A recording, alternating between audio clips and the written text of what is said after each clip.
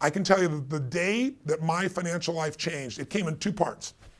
I was driving, I'd been working really hard, I was a young man, working on this business that I was in at the time, and I was working 18-hour days, and I was totally broke. I mean, like trying to make sure I had enough gas to get from one location to the next.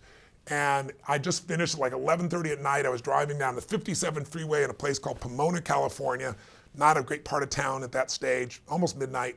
And I was emotional. I just kept thinking to myself, why is it I'm working so hard and I'm still not succeeding? And I was mad about it. And I hit this tipping point inside. I don't even know what triggered it, but I got really emotional. I literally pulled off the side of the freeway, and I've always had these written journals, and I still have the journal to this day, and I wrote in giant letters, "The secret to living is giving." And then I started crying. And it was one of those beautiful moments, and it's just like I realized I was so focused on what I was getting, I was not focused on what I was giving enough. And so for about 6 months, that really emboldened me, and I did really well. And then I had some frustrations, some failures, and then I got mad because the people I counted on had not followed through, and I found myself totally broke again. I mean, like nothing, like down to 20-something dollars, not knowing how I'm gonna feed myself. And I reached out to a friend I loaned $1,000 to, and he kept avoiding my calls. I was madder and madder, like I helped him and he was in need, he won't even give me my money back. And in the midst of all this anger, I had to figure out what to do, so I've always been a pragmatist. So when I was just 17, I was on my own. I used to save the money, go to the smorgasbord on my bike, load up for the winter, eat everything I could, and so it would last me a day or two, and pay the least amount of money for the most food. So I thought, there's a smorgasbord, but I lived in Venice, California, and there's a place called Marina del Rey, just 3 miles away, and it's a very wealthy environment. And on the water, there's a place there called El Torito. It's a restaurant, it's still there. And it's very nice, it's on the water, boats going by, and they had an all-you-could-eat salad bar, taco bar. So I said, I'm gonna go there. So I didn't spend the money on my car for the gas for the 3 miles I'll walk there. I'm not gonna pay for parking. I was monitoring every dime. Total scarcity. And I got there and I loaded up, ate everything I could possibly eat. And while I was sitting there eating, a door opened and a very attractive woman came in, and I was waiting to see who her boyfriend or husband was gonna be. And there wasn't a boyfriend or husband, there was a kid about this tall. And he was dressed in a suit, in a little vest, and he came in, he held the door open for his mom, he pulled out the chair and set her down. He was just such a gentleman. And then he stared in his mom's eyes, and he was just so, I don't know, just so loving, so there, so present. And it moved me. Even my selfish, little stupid place, I just moved by the love he had for his mom, the respect he had for his mom. I don't know what it was. But I went and paid the bill, and I don't know, I had $17, $18, $19 left, whatever it was. I put it in my pocket, hang on to what little money I'd left.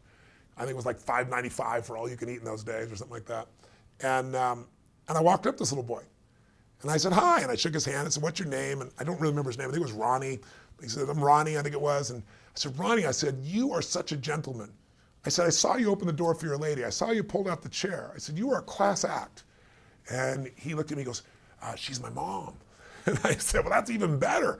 I said, well, it's so cool you're taking her to lunch like this. And he goes, oh, well, I can't really take her to lunch. I don't have a job yet. I'm just 11, right? And I said, well, I think he's 11. And I said to him, I said, well, yes, you are. You are taking her to lunch. He said, what do you mean? And I just reached in my pocket. I had no plan. There was no strategy. I just grabbed my money in my pocket. I put it right down on the table in front of him, change and all, dollar bills and all. And he looked up, his eyes got really big. I said, you are taking her to lunch.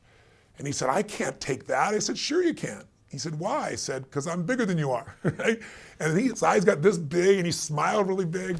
And I didn't even look at the lady. I just shook his hand and I walked out. And I didn't walk out, I flew out. I had no car. I must have looked like an idiot. I'm sure I was skipping it to some extent. I was just like purely euphoric at the moment when I should have been the most freaked out. I mean, I just gave away my last dollar. I don't know where my next dollar, I don't have any money. I don't know where's my next meal gonna come from.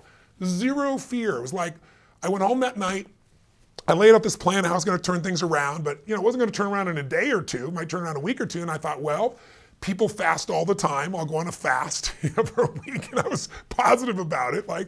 And I woke up the next day, and I got my little normal snail mail on those days, and sure enough, there's this handwritten note. I open it up, and there's a check inside. It's from the man that owed me $1,000 and not returned my phone calls for $1,000 plus some additional money, saying, I'm really sorry, and you were there for me, and I feel bad about it, and here it is.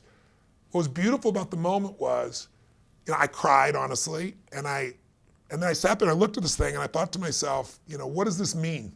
Why did this happen? And I don't know if it's true, but I chose to mean that money came because I did the right thing, because I didn't operate from scarcity, because a little soul was in front of me, my heart knew what was right, and I didn't hesitate. I just did what was right.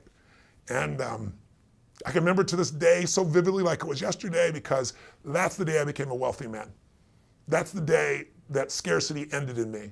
And that didn't mean I didn't have more ups and downs financially. I had plenty of those, but I never ever went back to that place of being angry at somebody else who had more, or blaming other people. Whether they got what they did fairly or unfairly, who the hell am I to say? What I want to do is focus instead on being a blessing in people's lives. That if I could find a way every day to do something to add more value for other people, then I wouldn't have to worry about anything. Just like you don't worry about taking a breath, whether oxygen is going to be there, you don't ask the question, you know it's going to be there. I figured if I left my life that way, where I spontaneously did what was right consistently, I wouldn't have to worry, and I haven't another day since. That doesn't mean I didn't have stressful times, but I haven't gone back to that place of scarcity.